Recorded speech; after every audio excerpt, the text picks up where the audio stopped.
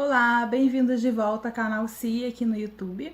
Eu sou Ana Carolina Praça, psicóloga, e vim aqui hoje falar um pouquinho sobre mimo. Em agosto de 2017, a nossa equipe deu uma entrevista à revista Pais e Filhos sobre esse tema, e na entrevista eram muitas perguntas mais relacionadas à questão diagnóstica, né? De como diferenciar um mimo da criança ter algum transtorno, como o positivo desafiador, né? O TOD, ou ter o TDAH, enfim, né? As perguntas eram mais relacionadas a isso. As nossas respostas foram mais voltadas à questão comportamental, não tanto diagnóstica. E aí surgiram algumas perguntas posteriores a essa entrevista sobre, em cima, né, na verdade, das nossas respostas. Então, eu resolvi voltar aqui nesse vídeo para falar um pouquinho, né? A criança mimada, não é mimada, isso é bom, isso é ruim, o que os pais devem fazer para evitar o mimo, será que eles devem evitar o mimo? Vou falar bem resumidamente um pouco sobre isso. E aí, havendo outras questões, a gente volta a conversar. Muitas vezes a gente usa esse termo, né, criança mimada, pejorativamente, tentando diminuir a qualidade do comportamento daquela criança. Mas o mimo não é para ser visto como uma coisa ruim. O mimo pode ser uma coisa boa. Aliás, né, quase 100% das vezes o mimo tem uma origem boa. Afinal de contas, o pai tenta preservar aquela criança dos males da vida, né, do mundo.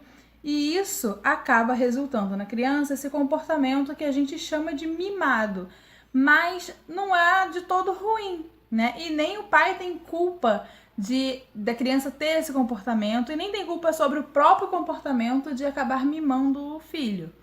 Todo mimo tem uma raiz boa, né, no sentido de preservação e de ensinamento. O mimo acaba se tornando algo ruim quando aquela relação entre pai e filho acaba ficando não muito saudável, né? Quando a criança acaba revertendo essa hierarquia e ela mandando, digamos assim, no pai, né? Acaba manipulando o pai nesse sentido de ter sempre o que quer, e aí acaba que o ensinamento parou, né? E fica o comportamento mimado somente pelo comportamento mimado, sem aquela questão da preservação, sem aquela questão do ensinamento por trás. Então, mimar o filho não é algo ruim.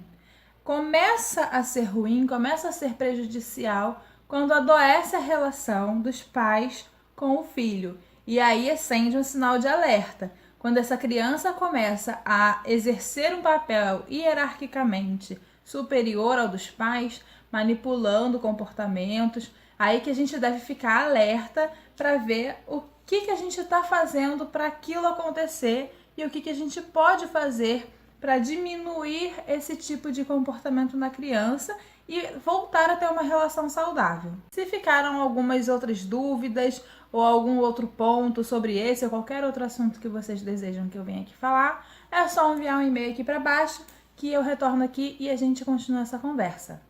Um beijo e até a próxima!